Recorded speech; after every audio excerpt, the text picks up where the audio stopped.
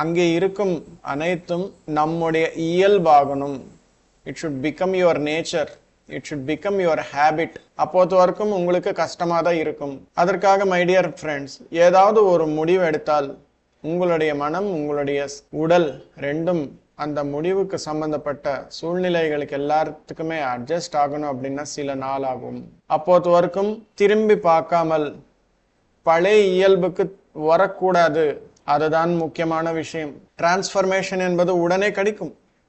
ஆனா அந்த டிரான்ஸ்ஃபார்ம்டு ஸ்டேட்ல இருக்கணும் அப்படின்னா புது பழக்கங்கள், புது வார்த்தைகள், புது செயல்கள் எல்லாமே செய்வது உங்களுடைய இயல்பாக இருக்கணும். அந்த இயல்பு, பழைய இயல்பு போய் புது இயல்பாக புது பழக்கங்கள் எல்லாமே கொண்டு வருவதற்காக முயற்சி என்பது செய்யணும்.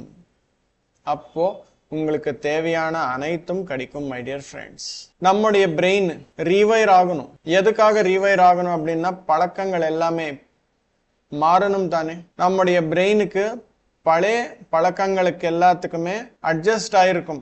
எப்படி அட்ஜஸ்ட் ஆயிருக்கும், அது இயல்பாக எப்படி ஆயிருக்கும் அப்படின்னா நம்முடைய பிரெயினுக்குள்ள நியூரல் பாத்வேஸ் எல்லாமே கரெக்டா கிரியேட் ஆக்கி அட்ஜஸ்ட் ஆயிருக்கும்.